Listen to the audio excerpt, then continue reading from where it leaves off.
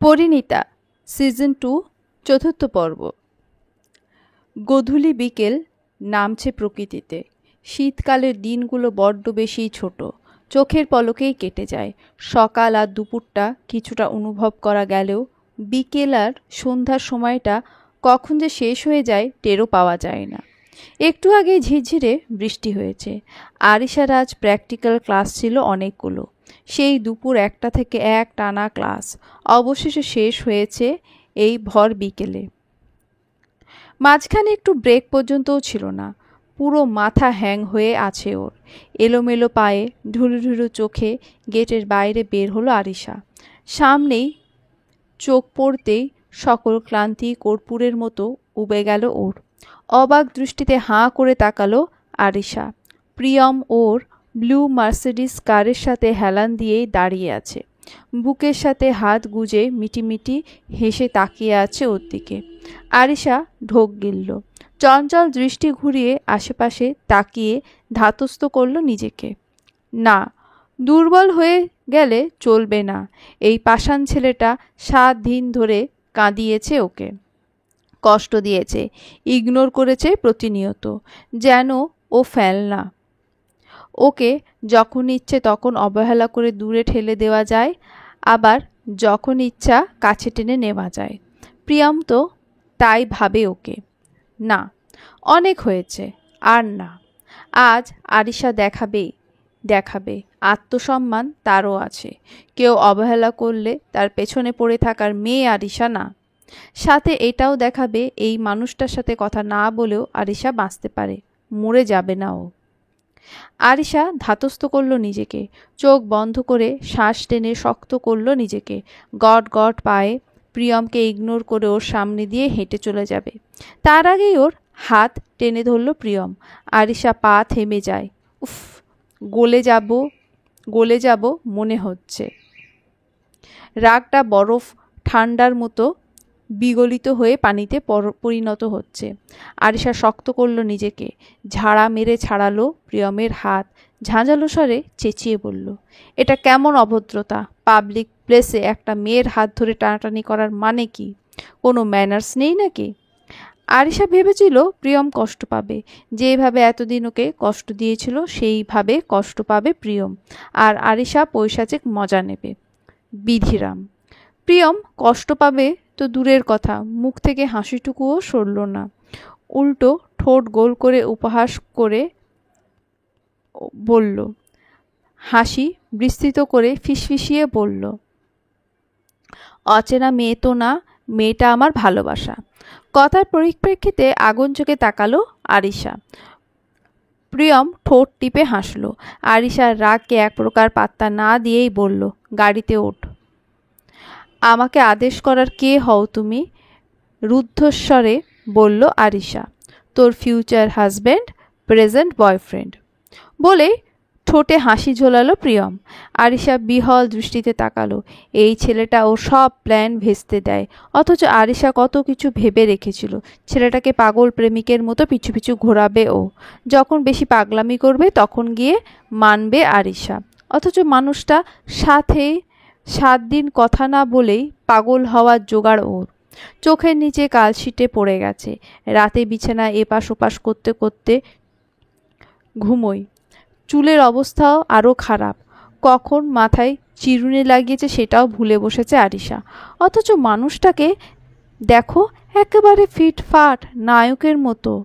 আরিশার সাথে দেখা করতে এসেছে। আসবে না?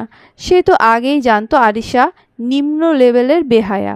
দুটো মিষ্টি কথা বললেই বরফের মতো গলে যাবে। আরিশা এই সব ভাবনার মধ্যে হাতে টান অনুভব করলো। প্রিয়ম আলতো টেনে দরজা খুলে সামনের সিটে বসালো ওকে। নিজে গিয়ে বসলো ড্রাইভিং সিটে। গাড়ি স্টার্ট দিয়ে বলল, কোথায় যাবি পাখি? জাহান্নামে। দাঁতে দাঁত চেপে বলল আরিশা। প্রিয়ম ফের হাসলো, বলল, সম্ভব না জান। তোর সাথে যতক্ষণ থাকি আমার স্বর্গ অনুভব হয়। জাহান্নামে নিয়ে যাওয়া সম্ভব নয়। বাহ, এসব কোত্থেকে শিখলে? কাব্যিক হয়ে গেছো দেখছি। তাচ্ছিল্য করে বলল আরিশা। শুধু তোমার জন্যই, ন্যাকা কণ্ঠে বলল প্রিয়ম। আরিশা চুপ করে গাঁট হয়ে বসে রইল সিটে। হঠাৎই কিছু ভাবনা মাথায় এলো ওর।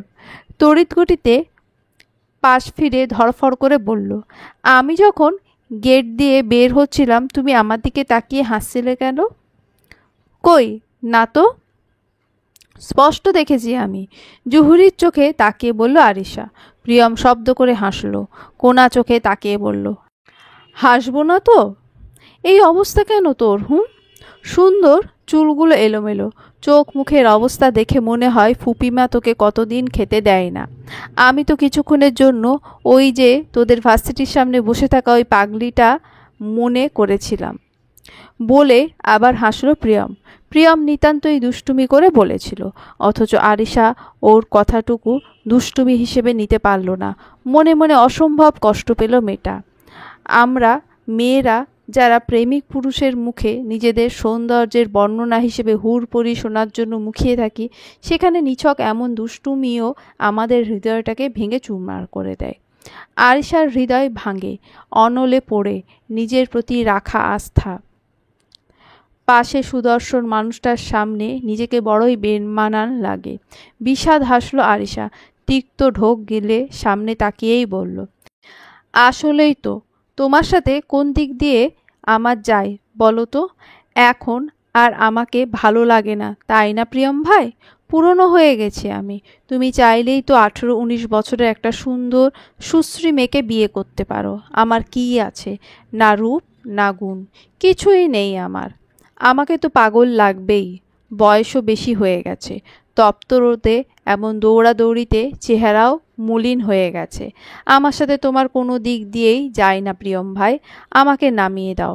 এখনও বেশি রাস্তা পার হয়নি। শুরু থেকে আগলে নিয়ে এসে মাঝ রাস্তায় ছেড়ে দিলে ওখান থেকে ফিরতে যন্ত্রণাটা বেশি হবে। সেই যন্ত্রণাটা আমার মন সহ্য করতে পারবে না। প্রিয়ম চকিতে তাকালো ওর দিকে, হতভম্ব হয়ে আতঙ্কিত দৃষ্টিতে তাকিয়ে থাকলো কিয়ৎক্ষণ। প্রিয়ম বোঝালো কি, আর মেয়েটা বুঝল কি? প্রিয়ম তুতলে বিহল স্বরে বলল, কি বললি জান? প্রিয়মের কথা যেন আরিশা নেতিয়ে যাওয়া অভিমানে সূচ ফোটালো। হাত দিয়ে মুখ ঢেকে ঝরঝর করে কেঁদে দিল আরিশা। বাকরুদ্ধ হয়ে তাকিয়ে থাকলো প্রিয়ম। আরিশার কান্নার এক একটা শব্দ ঘা বসালো হৃদয়ে। মুহূর্তেই রাস্তার পাশে কার ব্রেক কষল প্রিয়ম।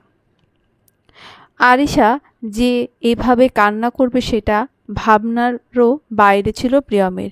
মেয়েটা রেগে মুখ ফুলিয়ে বসে থাকে। অনেক কসরত পুহিয়ে প্রিয়ম হাসি ফোটায় ওর মুখে, কিন্তু কখনো তো এভাবে কাঁদে না। প্রিয়ম বুঝি বেশি কষ্ট দিয়ে ফেলেছিল। প্রিয়ম উদ্বিগ্ন হয়ে কাছে আসলো ওর, হাঁসফাঁস করে বলল, কেন কাঁদছিস জান? আমাকে বল, কোথায় খারাপ লেগছে? এমন করছিস কেন? কান্না বন্ধ কর প্লিজ, কান্না বন্ধ কর। তোর কান্না সহ্য হয় না আমার।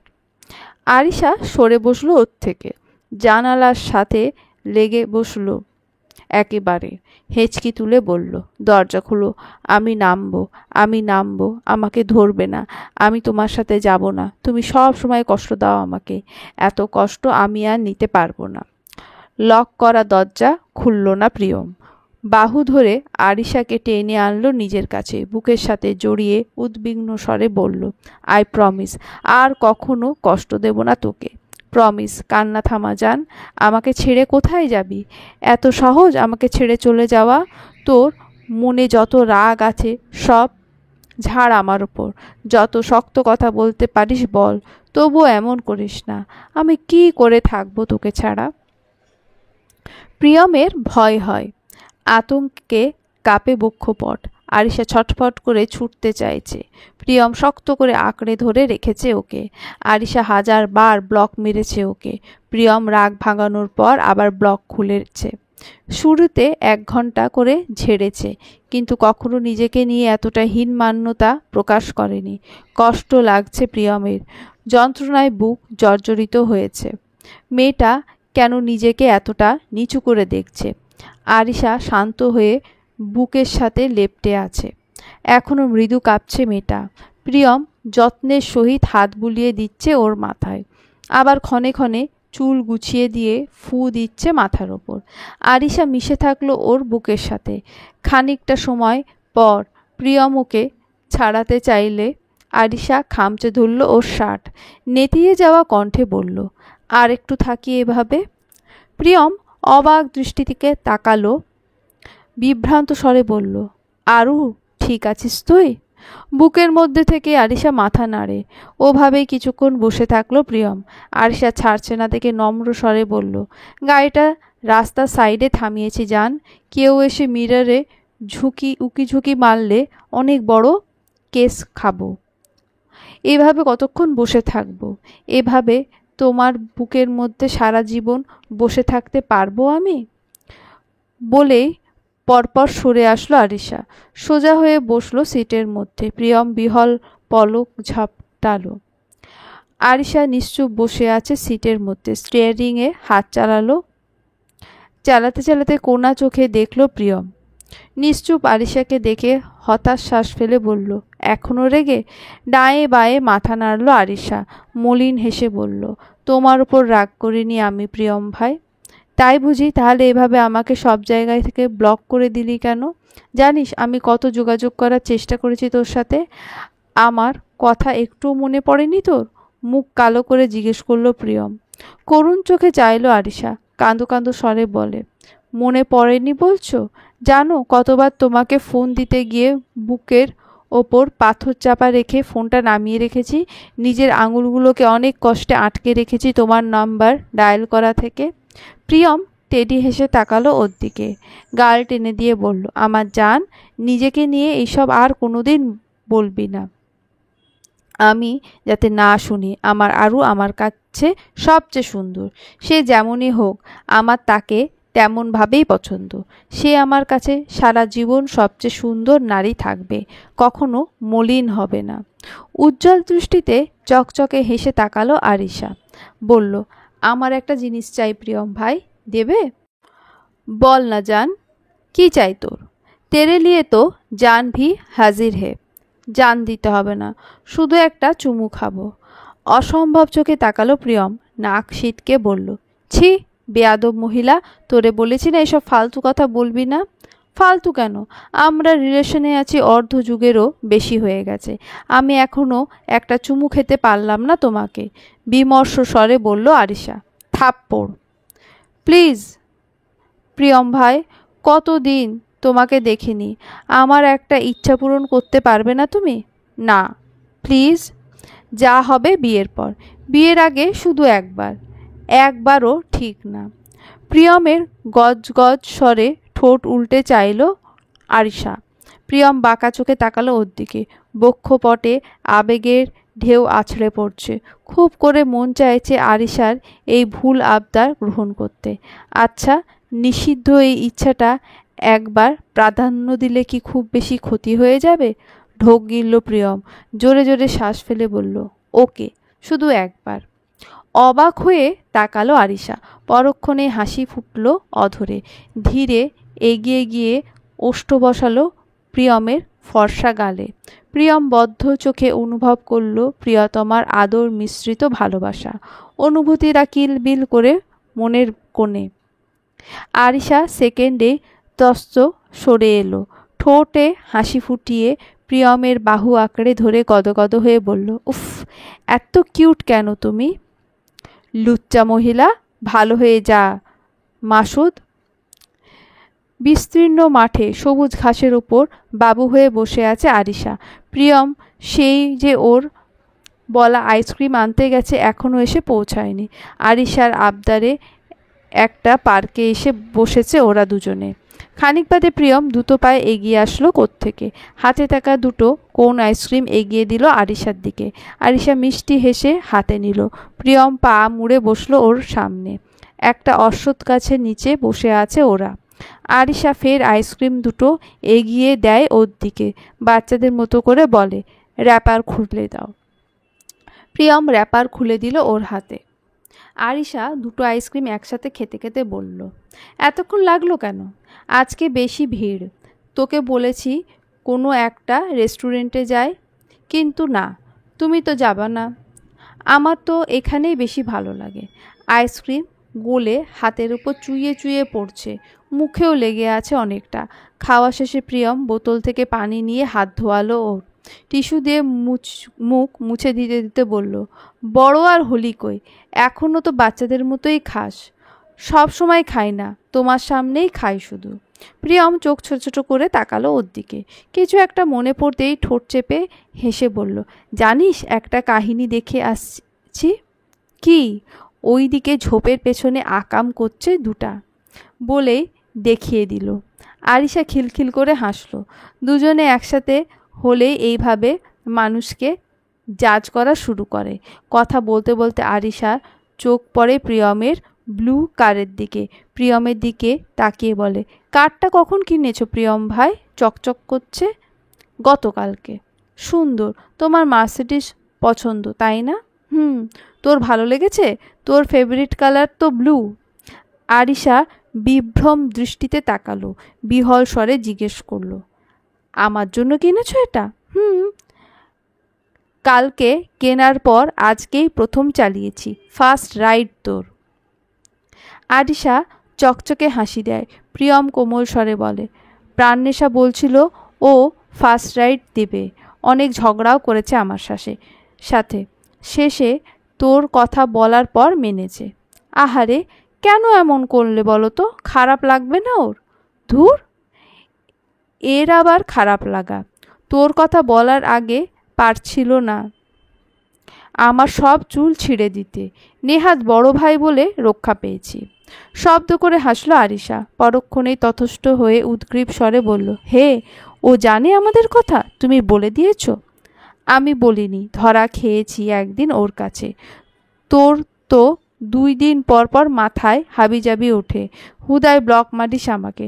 তখন তো একমাত্র ভরসা হয় প্রাণনেশার ফোন। ওর কল তো কোনোদিন কাটিস না, জানে জিগের তোর না। এভাবে একদিন ধরা পড়েছি। যেভাবে ব্ল্যাকমেল করেছে আমাকে, অনেক কষ্টে ট্রিট দিয়ে মানিয়েছি যাতে আম্মু আব্বুকে না বলে। মুখ কালো করে বলল প্রিয়ম। বিমূঢ় দৃষ্টি থেকে তাকালো আরিশা। ঠোঁট টেনে বলল, হায় রে, আমার সামনে এমন ভাব করে যেন কিছুই জানি না। নিশ্চিত ভেতরে ভেতরে রেগে আছে আমার ওপর। আমি ওকে আমার পেটের সব কথা বলি, না হয় বদহজম হয়, শুধু এইটাই বলিনি।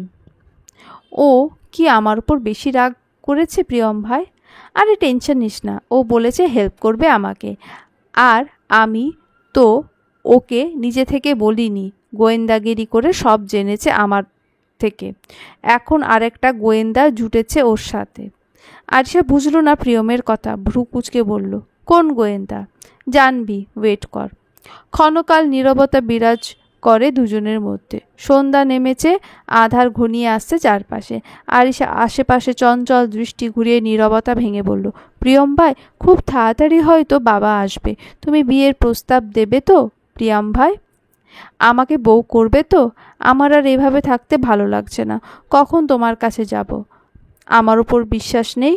ভ্রু কুঁচকে বলল প্রিয়ম। আরিশা নিষ্প্রভ স্বরে বলল, আছে তো, নিজের চেয়েও বেশি বিশ্বাস করি তোমাকে, কিন্তু আমার ভয় হয় তোমাকে হারিয়ে ফেললে আমি মরে যাব প্রিয়ম ভাই। কাউকে ছাড়া কেউ মরে না আরু, সবাই শুধু কথার কথাই বলে। মলিন হেসে বলল প্রিয়ম। ছলছল দৃষ্টিতে তাকালো আরিশা। নাক টেনে বলল, আমি প্রমাণ করতে পারবো। আমার জানটা ইমোশনাল হয়ে যাচ্ছে কেন? আমি সব সামলে নেব তো। তুই শুধু একটু সাহস দেখাবি, ফুপিমা আর ফুপার সামনে হ্যাঁ বলবি, পারবি? আরিশা ওপর নিচে মাথা নাড়ে, সাহসী কণ্ঠে বলে, হ্যাঁ, না মানলে পালিয়ে যাব। প্রিয়ম হাসল, তাগাদা দিয়ে বলল, আচ্ছা, আজ ওঠ তাহলে। সন্ধ্যা পার হয়ে যাচ্ছে, অন্ধকার হয়ে আসছে। তোমাকে ছেড়ে যেতে মন চাইছে না। মুখ ছোট করে বলল আরিশা, খুব তাড়াতাড়ি আমার কাছে নিয়ে আসবো জান, আর একটু সবুর কর, আয় তোকে পৌঁছে দিই। ফুলস্পিডে গাড়ি চালিয়ে বাড়ি পৌঁছালো প্রিয়ম। শুধু পাচ্ছিল না গাড়িটা উড়িয়ে নিয়ে যেতে। বাড়িতে ঢুকে কোনো দিকে না তাকিয়ে সোজা হেঁটে তস্ত পায়ে ঢুকলো প্রাণনেশার কক্ষে। প্রাণনেশা আরাম করে ঘুমাচ্ছিল। প্রিয়ম অনেক কষ্টে ঘুম থেকে টেনে তুলল ওকে। কোমরে হাত দিয়ে দাঁড়িয়ে আছে প্রিয়ম। প্রাণনেশা ঘুমো ঘুমো অবুঝ দৃষ্টিতে তাকিয়ে আছে ওর দিকে। চোখ টেনে খুলতে পারছে না মেয়েটা। প্রাণনেশার এমন কসরত পুহিয়ে চাওয়া দেখে মনে মনে ভীষণ শান্তি পেল প্রিয়ম।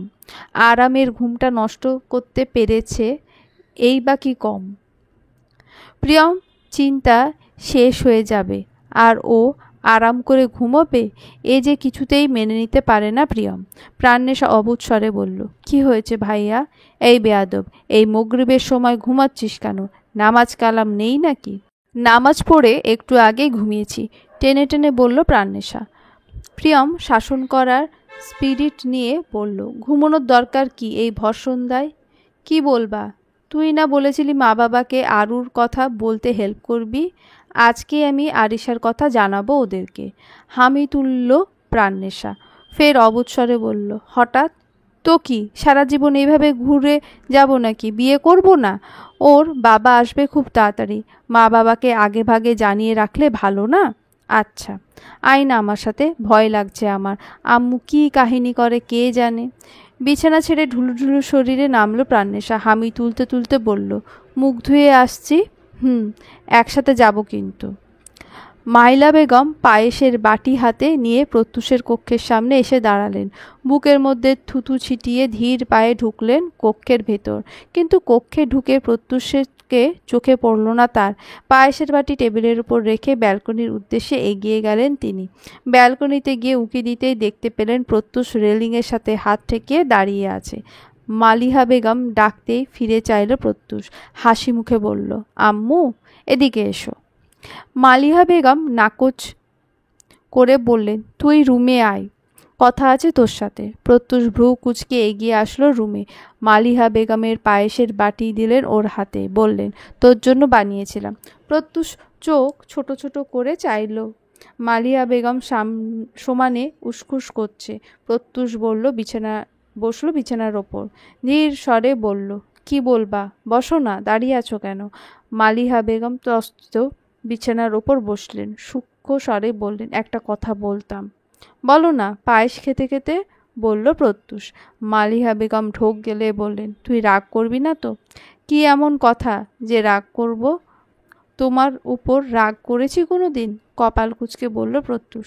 মালিহা বেগম উদ্গ্রীব স্বরে বললেন, প্রত্যুষ আজ তো রওশার সাথে তোর ডিভোর্স হয়ে গেছে। একটা মানুষ কখনোই সারা জীবন একা একা বাঁচতে পারে না। কি বলতে চাইছো খোলাসা করে বলো, নির্বিকারভাবে বলল প্রত্যুষ। মালিহা বেগম এদিক ওদিক তাকিয়ে বললেন, তোর মনে হয় না তোর আরেকবার বিয়ে করা উচিত? এখনো কিন্তু পুরোটা জীবন পড়ে আছে প্রত্যুষ। সারা জীবন একা একা কিভাবে থাকবি তুই? কপট হাসলো প্রত্যুষ, উপহাস করে বলল, তুমিও কাউকে ঠিক করে রেখেছো? বলো, কয়েকজনকে ঠিক করে রেখেছো। বাবার ইচ্ছায় একবার বিয়ে করেছি, তোমার ইচ্ছায় না হয় আরেকবার করলাম। না, শুধু একবার কেন, আরও 5-10 বার করা উচিত, কি বলো? চিবিয়ে চিবিয়ে বলল প্রত্যুষ। প্রত্যুষ চেতে যাচ্ছে দেখে মালিহা বেগম শান্ত করার চেষ্টা করলেন ওকে। ছুতো দিয়ে বললেন, রাখছিস কেন? হয়তো একটা ভুল হয়ে গেছে, কিন্তু ভুলের মাসুল তো 6 বছর ধরে দিয়েছিস। জীবন যখন আর একটা সুযোগ দিয়েছে, তখন নিজের ভালো থাকাটা নিয়ে ভাব। আমি ভালো আছি আম্মু। আমি জানি তুই ভালো নেই। 6 বছর তুই দেশের বাইরে ছিলিস। আমার তোর কষ্টগুলো চোখের সামনে দেখতে হয়নি, কিন্তু এখন প্রতিনিয়ত আমি কষ্ট পেতে দেখছি তোকে। এখনও ভুলতে পারিসনি তাই না প্রাণনেশাকে? আমি মানারার সাথে কথা বলি। কপালে ভাঁজ ফেলে চাইল প্রত্যুষ। গম্ভীর স্বরে বলল, কি কথা বলবে? তোদের দুজনের বিয়ের প্রস্তাব দেব। আমি জানি মানারা এই প্রস্তাবটা ফেরাতে পারবে না। ক্ষণকাল বিমূঢ় নেত্রে চেয়ে থাকলো প্রত্যুষ। পরক্ষণেই ভাবলেশীনভাবে বলল, তোমার মনে হয় তোমার ডিভোর্সি হওয়া ছেলের জন্য ছোট মা তার অবিবাহিত মেয়েকে দেবে? মালিয়া বেগমের খারাপ লাগলো ভীষণ। ভঙ্গুর গলায় বললেন, এভাবে কেন বলছিস? কিভাবে বলবো? তুমি ভাবলে কি করে প্রাণনেশার কথা? যখন চেয়েছিলাম তখন সবাই মিলে কেড়ে নিয়েছো ওকে আমার থেকে, অথচ সুযোগ তখনও ছিল। আমার সাথে ওর যায় না আম্মু। প্রত্যুষ, প্রাণনেশা এখনও তোকে ভালোবাসে, বিশ্বাস কর মায়ের কথা। আমি জানি বাবা, ও এখনও ভুলতে পারেনি তোকে, বিমর্ষ গলায় বললেন মালিহা বেগম। গলা শুকিয়ে যাচ্ছে বারংবার। ঢোক গিলে গলা ভেজানোর চেষ্টা করল প্রত্যুষ। বিষাদ হেসে বলল, তোমাকে কে বলেছে আম্মু? ওর জীবনে একটা সুন্দর ছেলে আছে, অনেক সুন্দর। বিশ্বাস করো, ওর সাথে প্রাণেশাকে অনেক সুন্দর মানাবে। ও কেন আমার মতো একটা ছেলেকে বেছে নেবে? আমি তো এতটাও সুন্দর না। আমি ওকে চাই না আম্মু। আমার এমন এক জীবনের সাথে আমি ওকে জড়াতে চাই না। মালিহা বেগম ইতিমধ্যেই কেঁদে ফেলেছেন প্রত্যুষের কথা শুনে। নাক টেনে সিক্ত গলায় বললেন, কোন ছেলে? প্রত্যুষ উত্তর দিল না, উঠে দাঁড়ালো বিছানা ছেড়ে, তপ্ত স্বরে বলল, এটা নিয়ে আর কোনো কথা হবে না। আমার বিয়ে করার ইচ্ছাও ঘুচেছে, ভালোবাসার ইচ্ছাও ঘুচেছে। শুধু এইটুকু আফসোস থাকবে, 6 বছর আগে যদি আমাকে বলতা আমার ভালোবাসার অধিকার নেই, তাহলে আমি কখনোই প্রাণেশাকে জড়াতাম না, জানাতাম না নিজের মনের কথা। একপাক্ষিক আমি কষ্ট পেলেও আমার প্রাণটা ভালো থাকতো। আমার জন্য ও 6টা বছর নষ্ট হয়ে গেছে, এবার অন্তত ভালো থাকুক ও। আমার মতো একটা ছেলের সাথে ওর জীবন না জড়ানোই ভালো। বলেই গটগটিয়ে চলে গেল কক্ষের বাইরে। মনারা বেগম আর পিয়াস ভূঁইয়ার কক্ষের সামনে দাঁড়িয়ে আছে প্রিয়ম আর প্রাণেশা। প্রিয়ম একবার প্রাণেশাকে ঠেলছে, প্রাণেশা একবার প্রিয়মকে ঠেলছে, কিন্তু দুজনের মধ্যে কেউই সাহস করে রুমের ভেতরে ঢুকতে পারছে না। প্রায় 15 মিনিট ধরে এই একই কাহিনী চলছে। প্রিয়ম আর না পেরে হতাশ হয়ে ফিসফিসিয়ে বলল, কিরে বেয়াদব, ঢুকছিস না কেন? তুমি আগে ঢুকো, তোমাকে না পেলে আম্মুর সব রাগ আমার উপর ঝাড়বে। প্রিয়ম ঢোক গিলে টোকা দিল দরজায়। মনোরা বেগম দরজা খুলে দুজনকে দেখে অবাক হলেন, ভ্রু কুচকে বললেন, তোরা দুজন একসাথে? প্রাণেশা আমতা আমতা করে হেসে বলল, আগে একটু ঢুকতে দাও, তারপরে বলছি। আয়। মনারা বেগমের কপালে ভাঁজ সরল না। প্রাণেশা ধীর পায়ে ঢুকে বিছানার উপর পিয়াস ভূঁইয়ার পাশে বসল। পিয়াস ভূঁইয়া অবুঝ দৃষ্টিতে দেখলেন দুজনকে। প্রাণেশা গলা খাকড়ি দিয়ে বলল, ভাইয়া কিছু বলবে তোমাদেরকে। কি বলবে প্রিয়ম? বিহল কণ্ঠে বললেন পিয়াস ভূঁইয়া। প্রিয়ম ধাতস্থ করল নিজেকে, কণ্ঠে সাহস ঢেলে বলল, আম্মু আব্বু, আমি বিয়ে করব। মনারা বেগম হাঁ করে তাকালেন, ব্যগ্র স্বরে বললেন, তোকে বিয়ে করতে বলেছি তো, আজ থেকে না। তুই তো সবসময় বলিস আগে লাইফটাকে এনজয় করবি, বিয়ে পরে করা যাবে। এনজয় অনেক করেছি আম্মু, এবার বিয়ে করে বউয়ের শাসনে মধ্যে থেকে বন্দি জীবন কাটাতে মন চাইছে, ধড়ফড় করে বলল প্রিয়ম। মনারা বেগম কাট কাট গলায় বললেন, মা বাবার সামনে এইসব বলছিস, লজ্জা করছে না? বিয়েই তো করতে চাইছি, যেটা সবাই করে, লজ্জা কেন করবে? তোমার ছেলের জন্য মেয়ে খোঁজো, বিয়ের ক্রেভিংস উঠেছে ওর। পিয়াস ভূঁইয়া ভ্রু গুটিয়ে বললেন। প্রিয়ম তড়িঘড়ি করে বলল, না না, খুঁজতে হবে না, মেয়ে আছে। মনারা বেগম হতভম্ব হয়ে বললেন, মেয়ে আছে মানে? এই, তুই কাকে ঠিক করে রেখেছিস? আমিও তো বলি, দুনিয়ায় কোনো মেয়ে পছন্দ হয় না কেন তোর? এতগুলো সুন্দর সুন্দর মেয়ের ছবি দেখালাম, একটাকেও পছন্দ করলি না। এই ব্যাপার তাহলে? মেয়েটা তোর কাছে সব সময় চেয়েছিল, তাই না? তাই তুই এখন বিয়ে করব না করছিলি। প্রিয়ম গুটিসুটি মেরে দাঁড়ালো, মুখ ছোট করে বলল, সরি তো আম্মু, মেয়ে তোমার পছন্দ হবে, আমার পছন্দ হয়ে কি হবে?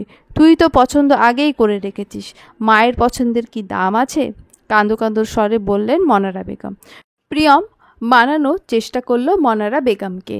পিয়াস ভূঁইয়া বিরক্ত হয়ে বললেন, উফ, তুমি এত ইমোশনাল হওয়া বন্ধ করো তো, এই যুগে এসব নর্মাল। আমার আগেই এই ছাগলের উপর সন্দেহ হয়েছিল। এত নখরা না করে মেয়েটার নাম কি বল? প্রিয়ম ঢোক গিলল, নিম্নস্বরে তুতলে বলল, আরিশা। হোয়াট? চিল্লিয়ে বললেন পিয়াস ভূঁইয়া। মনারা বেগম তবদা খেয়ে দাঁড়িয়ে থাকলেন কিছুক্ষণ, পরক্ষণে হা হুতাশ করে বললেন, এটা কি শোনালি তুই? শেষমেশ এই ছিল তোর মনে? আর কাউকে পেলি না গাধা? আমার বোনের মেয়েটাকেই চোখে পড়ল তোর? চিবিয়ে চিবিয়ে বললেন পিয়াস ভূঁইয়া। প্রিয়ম মাথা নিচু করে দাঁড়ালো, কণ্ঠ খাদে নামিয়ে বলল, আমি কি করতাম, ভালোবেসে ফেলেছি ওকে। একটু তো লজ্জা শরম কর বেয়াদব। মনারা বেগম ঝাড়া মেরে বসলেন। বছর ধরে চলছে এসব? গুনিনি তো আম্মু, প্রায় 6-7 বছর, বেশি না। বলে অসহায় দৃষ্টিতে তাকালো প্রিয়ম। মনারা বেগম আগুন চোখে দেখল ওকে, রুদ্ধস্বরে বললেন, 6-7 বছর? বেশি না? মানে মিনিমাম লজ্জাটুকু নেই তোর? প্রিয়ম, বিয়ের কথা বলতে আসার কি দরকার ছিল? সারা জীবন লুকিয়েই এসব করতে। বিছানার ওপর গোমড়া মুখে বসে আছেন মনারা বেগম। প্রিয়ম তার হাত পা ধরে মেঝেতে বসে আছে। অসহায় মুখ করে চেয়ে আছে মনারা বেগমের দিকে। পিয়াস ভূঁইয়া আর প্রাণনেশা নীরব দর্শক। তাদের এসবে কোনো ভূমিকা নেই। প্রাণনেশা যদিও একবার সাফাই দিতে চেয়েছিল মনারা বেগমের জোর গলায় ধমক খেয়ে আপাতত চুপ আছে। প্রিয়ম কাঁদো কাঁদো স্বরে বলল, আম্মু মেনে নাও না, এমন করছো কেন? ভুল হয়ে গেছে তো। আমাকে মা ডাকবি না তুই প্রিয়ম, তুই অনেক বড় হয়ে গেছিস রে। মায়ের পারমিশনের দরকার নেই। এতগুলো বছরে আমাকে একবার বললি না পর্যন্ত। আম্মু, আমি জানি আরিশা অনেক ভালো একটা মেয়ে, তাকে পুত্রবধূ হিসেবে মেনে নিতে আমার কোনো সমস্যা নেই, কিন্তু তোর এভাবে লুকোনো আমি মেনে নিতে পারছি না। মাকে বলতি অন্তত।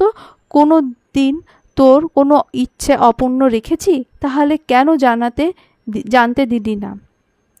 প্রিয়ম ভাঙা গলায় বলল, মাফ করে দাও না আম্মু, প্লিজ, আর কোনো দিন এমন হবে না। মনারা বেগম সিক্ত চোখে তাকিয়ে হাত বুলিয়ে দিলেন ওর মাথায়। ভেজা গলায় বললেন, আচ্ছা করলাম মাফ, কিন্তু আগে একটা কথা বল, আরিশাকে তো তুই ভালোবাসিস। ওকে এই বাড়িতে বউ করে আনলে তুই আমাকে বেশি ভালোবাসবি না ওকে? জানো আম্মু, আরিশা মাঝে মাঝে আমাকে তোমার মতো করে শাসন করে, আবার একটা বাচ্চার মতো গুটিয়ে যায় আমার সামনে। ওর মধ্যে আমি তোমার প্রতিচ্ছবি দেখতে পাই, কিন্তু তোমার মধ্যে ওর প্রতিচ্ছবি দেখতে পাই না আম্মু। এবার বলো কাকে বেশি ভালোবাসি? শ্বাস ফেলে হাসলেন মনারা বেগম, আলতো হাতে জড়িয়ে ধরলেন, বললেন, আমার পাগল ছেলেটা। মা ছেলের ভালোবাসা দেখে প্রাণনেশার বাবা বিবর্ষ গলায় বললেন, প্রিয়ম, শুধু মাকে মানালেই হবে? আমাকে মানাবি না? আমিও তো এখন জানলাম তোর এইসব পিরিতির কথা। আমাকেও একটু মানানোর ট্রাই কর বাবা। ঘরের কর্ত্রী যা বলবে তোমাকেও তো তাই মেনে নিতে হবে, তাই তাকে মানানোই যথেষ্ট। তুমি খুশি হলে কি, নারাজ হলেও কি, শেষমেশ তো আম্মুর কথাই মেনে নিতে হবে তোমাকে। প্রিয়ম দাঁত দেখিয়ে বলল। পিয়াস ভূঁইয়া হতাশ শ্বাস ফেললেন। তবুও এটাই সত্যি, ঘরের সব ডিসিশন মনারা বেগম নেন। পিয়াস ভূঁইয়া এত বছর পরও স্ত্রীর মুখের ওপর টু শব্দ বলার সাহস জোগাড় করতে পারেননি। মাঝখানে 5 দিন কাটল। গতকাল রাতে আরিশার বাবা আকিব হোসেন দেশে এসেছেন। প্রিয়মকে আরিশায় ফোন করে জানিয়েছে, যদিও পিয়াস ভূঁইয়া পরবর্তীতে সবাইকে ফোন দিয়ে জানিয়েছিলেন খবরটা। সেই থেকে প্রিয়ম মনারা বেগমের কাছে প্যান প্যান করছে আজকে যাতে সবাই মিলে আরিশার বাড়ি যায় এবং কথাটা আগেভাগে জানিয়ে রাখে ওর মা বাবাকে। মনারা বেগম মানছেন না। তার এক কথা, দাওয়াত দেওয়া ছাড়া ননদের শ্বশুর বাড়ি কীভাবে যাবেন তিনি। কিন্তু প্রিয়ম গো ধরে বসে আছে, আজকেই ওরা যাবে, আর ওর মা বাবা আজকেই বিয়ের প্রস্তাব দেবে। আর অপেক্ষা করতে পারবে না প্রিয়ম। এমনিতেই অনেক অপেক্ষা করেছে, শুধুমাত্র আরিশার বাবা আসার পথ চেয়ে বসেছিল এতদিন। এবার যখন দেশের মাটিতে পা রেখেছে, আর একটা দিনও অপেক্ষা করতে চায় না প্রিয়ম।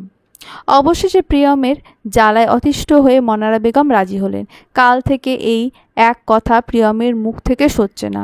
মুখে এই এক কথা কন্টিনিউয়াসলি চপে যাচ্ছে, কখন আরিশার বাড়ি যাবে আর বিয়ের প্রস্তাব দেবে। সিদ্ধান্ত হলো আজ বিকেলের দিকে পরিবারের সবাই মিলে আরিশার বাড়ি যাবে। কিন্তু মনারা বেগম যখন এই খবরটা পিয়াসা ভূঁইয়াকে দিতে গেলেন, তখনই বাদ সাধল প্রিয়ম। ও নাকি সারপ্রাইজ দেবে আরিশাকে। মনারা বেগমের ছেলের পাগলামি দেখে কপাল চাপড়ালেন, তবুও মেনে নিলেন প্রিয়মের কথা। প্রিয়ম আজ পিয়াস ভূঁইয়াকেও অফিস যেতে দেয়নি, আর প্রাণনেশাকে তো ঘরের বাইরেই বেরোতে দেয়নি। প্রাণনেশা যখন যাওয়ার জন্য জোরাজুরি করছে, তখন ধমক দিয়ে রুমে পাঠিয়ে দিয়েছে। ওর কথা হচ্ছে, আজ যখন সবাই মিলে একটা শুভ কাজে যাবে, তখন অন্তত একটা দিন ঘরের বাইরে কারণ না বেরোনোই ভালো। প্রাণনেশা মুখ লটকে বসে আছে বিছানার উপর। প্রিয়ম ওর আলমারিতে চিরুনি তল্লাশি চালাচ্ছে, লক্ষ্য একটা সুন্দর ড্রেস বের করে দেওয়া। অবশেষে একটা শুভ্র রঙের সিম্পলের মধ্যে গর্জিয়াস সালোয়ার হাতে পেয়েই বিজয়ের হাসি হাসল প্রিয়ম। প্রাণনেশার দিকে ফিরে তাকিয়ে বলল, দেখ দেখ এই ড্রেসটা কত সুন্দর। আমার যাওয়ার কি খুব দরকার ভাইয়া? মুখ ছোট করে বলল প্রাণেশা। প্রিয়ম নাক কুঁচকে এলো, গজ গজ করে বলল, তোরে থাপড়াবো আমি। আবার এই এক কথা বলছিস তুই? যখন বলেছি যাবি মানে যাবি। তোর আলসেমির জন্য কত খুঁজে এই ড্রেসটা বের করেছি আমি। তাড়াতাড়ি রেডি হ, তোর তো রেডি হতে ঘন্টার পর ঘন্টা লেগে যায়। ড্রেসটা প্রাণেশার হাতে প্রিয়ম দিয়ে বেরিয়ে যায় রুম থেকে। প্রাণেশা ঠোঁট উল্টে তাকালো ড্রেসটার দিকে। না, ওর ভাইয়ের চয়েস আছে বলতে হবে, কিন্তু প্রাণেশার কোনো মতেই এখন বেড়াতে যেতে ভালো লাগছে না। ড্রাইভিং সিটে বসে আছে প্রিয়ম, ব্যাক সিটে মনারা বেগম আর পিয়াস ভুইয়া বসা। দুপুরের খাবার শেষে একটু বসে রেস্ট নেওয়ার সময়টুকুও পর্যন্ত দিল না প্রিয়ম। তড়িঘড়ি শুরু করলো বের হওয়ার জন্য। অগত্যা বিকেলের আগেই বেরোতে হয়েছে ওদের। কিন্তু বিপত্তি বাঁধিয়েছে প্রাণেশা। মেয়েটা এখনও রেডি হয়ে বের হতে পারেনি। প্রায় আধ ঘন্টা ধরে ওরা তিনজন গাড়িতে বসে আছে। প্রিয়ম ড্রাইভিং সিটে বসে কন্টিনিউয়াসলি উসখুস করে যাচ্ছে। বিরক্তির শেষ সীমা অতিক্রম করে পেছনে তাকিয়ে বলল, তোমার মেয়ে কি আসবে না আম্মু? তোর বোনে রেডি হতে যে ঘন্টা লাগে সেটা জানিস না তুই? মুখ দিয়ে বর্গীয় শব্দ করল প্রিয়ম। অবশেষে প্রাণেশা সদর দরজা দিয়ে বেরিয়ে আসা মাত্রই প্রিয়ম সময় নিয়ে ছাড়ল ওকে। প্রাণেশা মুখ গোমড়া করে বসলো ওর সিটে। হরেক রকমের জিনিসের গাড়ির ডিকি ভর্তি করলো প্রিয়ম। ফলাদি, মিষ্টি, স্ন্যাক্স কিছু নিতে বাদ রাখেনি। যে দোকানে যে জিনিসের জন্য বেস্ট সেই দোকান থেকে বেছে বেছে জিনিস কিনল প্রিয়ম। প্রিয়ম ড্রাইভিং সিটে এসে বসতেই প্রাণেশা ঠেস মেরে বলল, ভাইয়া এখনো তো বিয়েই করনি, তার আগেই শ্বশুরবাড়ি হয়ে গেলে? ছি প্রাণ, তুই হিংসা করছিস? এইসব তো আমি ফুপিমার জন্য কিনেছি। তুই ফুপিমাকে নিয়ে এমন কথা বলতে পারলি? উনি না আমাদেরকে নিজের ছেলে মেয়ের মতো ভালোবাসেন? ন্যাকা কণ্ঠে বলল প্রিয়ম। প্রাণেশা চোখ ছোট ছোট করে তাকালো, তাচ্ছিল্য করে বলল, না ভাইয়া, তুমি এসব ফুপিমার জন্য নিয়ে যাচ্ছ না, তুমি এসব নিয়ে যাচ্ছ তোমার হবু শ্বশুরবাড়ির জন্য। নয়তো এতদিন কোথায় ছিল এত ভালোবাসা? বুকে হাত রেখে বলতে পারবে আজকের আগে কোনো দিন তুমি ফুপিমার জন্য একটা চকলেট পর্যন্ত নিয়ে গেছিলে? প্রিয়ম আমতা আমতা করে হাসলো, বলল, আরে শুধু তো হবু শ্বশুর বাড়ি না, বাবার বোনের বাড়ি প্লাস আমাদের ফুপির শ্বশুর বাড়ি। এইসব অকথার মাঝেই প্রিয়মের গাড়ি আরিশার বাড়ির সামনে এসে থামলো। প্রাণেশা লাফিয়ে নামলো গাড়ি থেকে, দৌড়ে গিয়ে আগে ভাগেই বলে দিল, কোনো প্যাকেট হাতে নিতে পারবো না আমি। প্রিয়ম টেনে ধরার আগেই ফুরুত হয়ে গেল প্রাণেশা। এক দৌড়ে সদর দরজায় পৌঁছে বেল বাজালো। দুপুরের শেষ সময়, এই সময়টাতে জনজীবন স্বাভাবিকভাবে নৈশভোজের পর রেস্ট নেয়। প্রাণেশা 3-4 বার বেল বাজানোর পর অবশেষে দরজা খুলল পিয়াসা ভুইয়া। অথচ তার অবাক দৃষ্টি উপেক্ষা করেই প্রাণেশা ফুপিমা বলে লাফিয়ে পড়ল ওনার বুকে। পিয়াসা ভুইয়া দুপা পিছিয়ে যায়। প্রাণেশা জড়িয়ে ধরে রাখলো ওনাকে। পিয়াসা ভুইয়া হতবাক স্বরে বলল, প্রাণ আমার বাচ্চা, তুই কোত্থেকে? বেড়াতে এসেছি, উচ্ছ্বসিত হয়ে বলল প্রাণেশা। পেছন থেকে তিনজনকে আসতে দেখে আরেক দফা অবাক হলেন পিয়াসা ভুইয়া। পিয়াস ভুইয়া আসতেই হাসি হাসি মুখে বললেন, কালকে আরুর বাবা এসেছে না, তাকে দেখতে সপরিবারে চলে এলাম। পিয়াসা ভুইয়া দৌড়ে গিয়ে জড়িয়ে ধরলেন ওনাকে। আবেগে আপ্লুত হয়ে কেঁদে দিলেন তিনি। পলক ভুইয়া মারা যাওয়ার পর থেকে ছোট ভাইকে দেখলেই কেঁদে দেন তিনি। পিয়াস ভুইয়া মাথায় হাত বুলিয়ে দিয়ে বললেন, কাঁদে না। প্রিয়ম আর প্রাণেশা পাশাপাশি দাঁড়িয়েছিল। প্রিয়ম প্রাণেশাকে ধাক্কা দিয়ে বলল, দেখেছিস ফুপিমা এখনও বাবাকে কতটা ভালোবাসে, আর তুই সারাক্ষণ খালি আমার লগে ঝগড়া করিস। বাবা তো ফুপিমাকে এখনও পর্যন্ত একটা ধমক দিয়ে কথা বলেনি, আর তুমি তো আমাকে লিটারালি উঠতে বসতে ধমকাও। মুখ বাঁকালো প্রিয়ম। পিয়াসা ভুইয়া চোখ মুছতে মুছতে বললেন, এত কিছু আনার কি দরকার ছিল? মনে তো হচ্ছে বাজারে কিছু বাকি রাখোনি। তোর ভাইপো এনেছে সব কিছু। পিয়াসা ভুইয়া তাকালেন প্রিয়মের দিকে, কোমল স্বরে বলল, মাকে দেখতে আসলে বুঝি এত কিছু আনতে হয়? প্রিয়ম মিষ্টি হাসল। পিয়াসা ভুইয়া বাড়ির সবাইকে ডাকলেন। একে একে আদনান আর আকিব হোসেন বেরিয়ে এলেন কক্ষ ছেড়ে। দুজনেই কর্মমর্দন করলেন সবার সাথে। আরিশা ভুইয়া সবাইকে কাউচে বসিয়ে ছুটলেন রান্নাঘরের দিকে। আদনান কথা বলছিল প্রিয়মের সাথে, পিয়াস ভুইয়া কথা বলছিলেন আকিব হোসেনের সাথে, আর মনারা বেগম পিয়াসা ভুইয়ার সাথে রান্নাঘরে গেছেন। কিন্তু প্রাণনেশা মুটলুককে বসে আছে। ওর কোনো কথা বলার পার্টনার নেই তো আপাতত। আকিব হোসেনের চোখে চোখ পড়ে ওর দিকে। নম্র স্বরে বললেন তিনি, কি হয়েছে আম্মু, মন খারাপ তোমার? আরিশা আপু কোথায়? প্রিয়ম মনে মনে বড়ই সন্তুষ্ট হলো বোনের প্রতি। এই কথাটায় পেটের মধ্যে সুরসুর করছিল অনেকক্ষণ ধরে। শুধু চক্ষু লজ্জার ভয়ে চুপ ছিল এতক্ষণ। আতিফ হোসেন নম্র স্বরে বলল, আছে তো তোমার আপু, ঘুমোচ্ছে রুমে। আদনান, ওকে ডেকে নিয়ে আয় তো।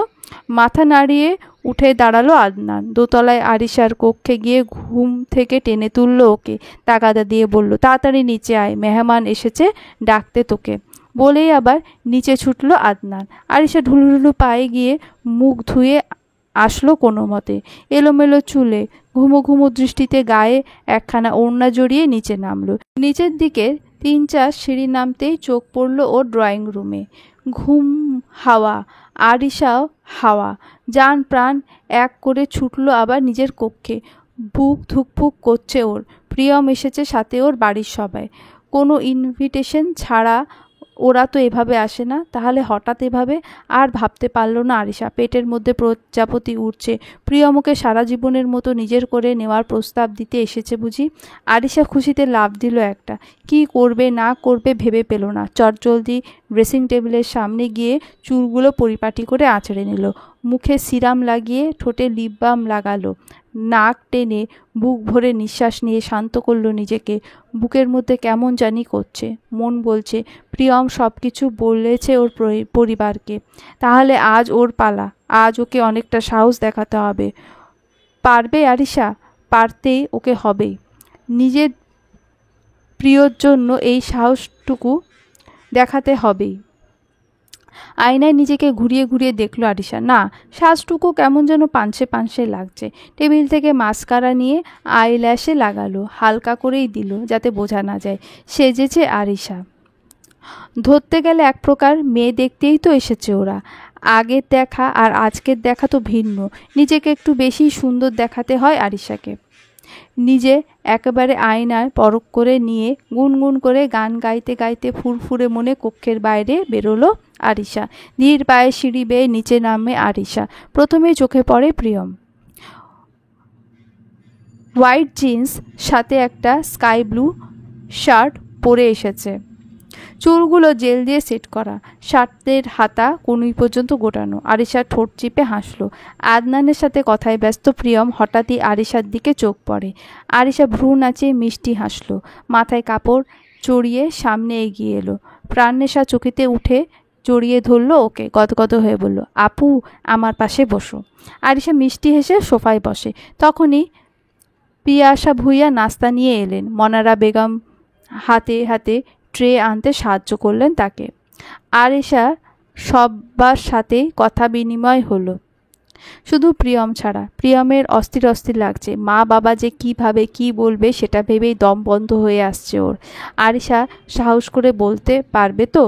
অস্থির চিত্তে গলা ভেজানোর জন্য টেবিল থেকে জুসের গ্লাসটা হাতে নিতেই কিছুটা জুস ও শার্টে পড়ে চকিতে উঠে দাঁড়ালো প্রিয়ম। পিয়াসা ভুইয়া ব্যতিব্যস্ত হয়ে বললেন, ইস, একটু আস্তে নিবি তো বাবা, এখন তোর শার্টটা দাগ হয়ে যাবে। তাড়াতাড়ি বেসিনে গিয়ে শার্টে একটু পানি লাগা। আর আরিশা নিয়ে যা তো ওকে। প্রিয়ম যেন হাতে চাঁদ পেল। আরে বাস, এ তো মেঘনা চাইতেই চল। প্রিয়ম হাসি হাসি মুখে তাকালো আরিশার দিকে। আরিশা হাত দিয়ে দেখিয়ে বেসিনের দিকে নিয়ে যায় ওকে। প্রিয়ম বেসিনে হাত ধুচ্ছে। আরিশা তোয়ালে নিয়ে দাঁড়িয়ে আছে ওর জন্য। প্রিয়ম তোয়ালেটা টেনে নিতে আরিশা দাঁত দেখিয়ে বলল, আজকে তোমাকে অনেক সুন্দর লাগছে প্রিয়ম ভাই। অন্যদিন লাগতো না? লাগতো, তবে আজ বেশি লাগছে, কারণ তুমি আমার ফেভারিট কালার গায়ে জড়িয়েছ। হাসলো প্রিয়ম। ফিসফিসিয়ে জিজ্ঞেস করলো, সারপ্রাইজ কেমন লাগলো জান? Best surprise in my life. ফুফুমা যদি জিজ্ঞেস করে তুই কিন্তু বলবি আমাদের রিলেশনের কথা। আবার মুখে কুলু পেটে বসে থাকিস না। আরে বলবো বলবো, টেনশন নিও না তুমি। ফুপিমা আর আঙ্কেল রাজি না হওয়া পর্যন্ত তো নিশ্চিন্ত হতে পারছি না। ভাই তুই কিন্তু বলবি। অসহায় মুখ করে বলল প্রিয়ম। আরিশা হাসলো ওর মুখের এক্সপ্রেশন দেখে। উদ্দীপ্ত স্বরে বলল, ট্রাস্ট মি, বলবো। প্রিয়ম ড্রয়িং রুমের দিকে এগিয়ে যায়। সোফায় বসেই মনারা বেগমকে ইশারায় বোঝায় কথাটা ওঠাতে। মনারা বেগম আশ্বস্ত করলেন ওকে, সুযোগ বুঝে কথা তুলবেন। পিয়াস ভুঁইয়ার সাথে কথার মাঝেই আকিব হোসেন আয়েশ করে বসলেন সোফায়। প্রাণনেশার দিকে তাকিয়ে মিহি স্বরে বললেন, আম্মু একটা কথা বলি তোমাকে। বলুন না আঙ্কেল, তোমার নামে অনেক উল্টোপাল্টা কথা শুনছি আমি, সরাসরি বললেন আকিব হোসেন। প্রাণনেশা হতভম্ব চোখে তাকালো। মনারা বেগমের দিকে তাকিয়ে দেখল আগুন চোখে তাকিয়ে আছেন তিনি। পারলে চোখ দিয়েই দগ্ধ করে দেয় প্রাণনেশাকে। প্রাণনেশা আমতা আমতা করে হাসলো, বলল, ওরা তো আমার নামে গুজব রাটায় আঙ্কেল, আমি দেখতে বেশি সুন্দর না, তাই আমাকে হিংসা করে। আকিব হোসেন শব্দ করে হাসলেন, হাসতে হাসতেই বললেন, হ্যাঁ আমিও এই কথাটাই বলছি, আমার মামনিকে ওরা হিংসা করে। প্রাণনেশাও হাসলো। আকিব হোসেন পিয়াস ভুঁইয়ার দিকে তাকিয়ে বললেন, আপনারা না আসলে আমি নিজেই যেতাম আপনাদের সাথে দেখা করতে। আসলে আমি আরিশার জন্য একজনকে পছন্দ করেছি, ভালো ছেলে, সব দিক দিয়ে পারফেক্ট, কিন্তু আরিশার নানু বাড়ির মানুষকে না জানিয়ে আমি সিদ্ধান্ত নিতে চাই না। প্রিয়ম চকিতে তাকালো। আরিশাও একইভাবে হতভম্ব। বিহল স্বরে বলল, বাবা সরি আম্মু, আমি তোমাকে জানাতাম, কিন্তু আসার পর থেকে এত প্রেসারে আর জানানো হয়নি। ড্রয়িং রুমে থমথমে পরিবেশ বিরাজমান। এই একটা কথায় সবার উদ্বিগ্ন দৃষ্টি ঝলসে ওঠে বিস্ময়। পিয়াসা ভুঁইয়ার আশ্চর্যান্বিত দৃষ্টি দেখে বোঝা যায় তিনিও বিষয়টা সম্বন্ধে আগে থেকে অবগত ছিলেন না। মনারা বেগম আতঙ্কিত দৃষ্টিতে তাকালেন পিয়াস ভুঁইয়ার দিকে। পিয়াস ভুঁইয়া বিস্ময়ে নিস্তব্ধ। পাশে প্রিয়ম বসে আছে, অথচ ওর সাথে নজর মেলানোর সাহসটুকু জোগাড় করতে পারছেন না তিনি। আরিশা সালোয়ার খিচিয়ে ধরে বসলো, মাথা নিচু করে দৃষ্টি নিক্ষেপ করলো মেঝেতে। ভয়ে হৃদয়ের গতিবেগ থেমে আসছে ওর। সামনের মানুষটার দিকে তাকাতে মন চাইছে, অথচ ও পাচ্ছে না। ও শক্ত মানুষটার ভঙ্গুর দৃষ্টি ও সহ্য করতে পারবে না। প্রিয়ম কিছুটা সময় গাঁট হয়ে বসে থাকলো, বুকের ভেতর হাহাকার করছে। এই ভয়টাই তো পাচ্ছিল ও। কেন সৃষ্টিকর্তা সব সময় মনের আতঙ্কটাকেই সত্যি করে দেয়। প্রিয়মের দিশেহারা লাগছে নিজেকে। জিভ দিয়ে ঠোঁট ভিজিয়ে ঢোক গিলে বলল, আঙ্কেল আরুর থেকে আগে মতামত নিলে ভালো হতো না? না মানে ও যার সাথে পুরো জীবনটা কাটাবে তাকে ওর পছন্দ কিনা সেটা জেনে নিলে ভালো হতো। আকিব হোসেন মাথা নেড়ে বললেন, অবশ্যই, জীবনটা ওর যেহেতু ওর থেকে মতামত নিতেই হবে, কিন্তু আমার বিশ্বাস যাকে আমি পছন্দ করছি তাকে আমার মেয়েরও পছন্দ হবে, তাই না আরু? টলমল দৃষ্টিতে তাকালো আরিশা। এক রাশ আশা নিয়ে তাকিয়ে আছে আকিব হোসেন। আরিশা দৃষ্টি ঘুরিয়ে তাকালো প্রিয়মের দিকে। প্রিয়ম ব্যাকুল চোখে তাকিয়ে আছে, দৃষ্টি দিয়েই চিৎকার করে বলছে সত্যটা বলতে। আরিশা ঢোক গিলল। একদিকে ওর বাবা যে আশা করে আছে ওর ওপর, আর একদিকে ওর প্রিয়ম। কার মন ভাঙবে আরিশা? আরিশা উত্তর না পেয়ে প্রিয়ম ধৈর্যহীন গলায় শুধালো, বল না তুই রাজি কিনা? তুই রাজি না থাকলে তো আর জোর করে বিয়ে দিতে পারবে না তোকে। আরিশা মাথা নোয়ালো। গলবিল ভেদ করে হ্যাঁ বা না কোনোটাই বের হলো না। আকিব হোসেন সাফাই দিয়ে বললেন, হয়তো লজ্জা পাচ্ছে। রাজি না থাকলে বলো আরু, আমি সিওরিটি দিতে পারি তোমাকে, ছেলে দেখা মাত্রই পছন্দ হবে তোমার। ওভাবেই বসে থাকলো আরিশা, মাথা তুলল না, টু শব্দ পর্যন্ত করল না। প্রিয়ম অসহায় দৃষ্টিতে তাকালো। আকিব হোসেনের সাথে সাথে প্রাণনেশাও তাগাদা দিল রাজি কিনা বলার জন্য, অথচ আরিশা একটা শব্দ বলতে পারল না। প্রাণনেশার কান্না পেল প্রিয়মের অবস্থা দেখে। ওর ভাইটার ভাগ্য কেন ওর মতো হতে গেল?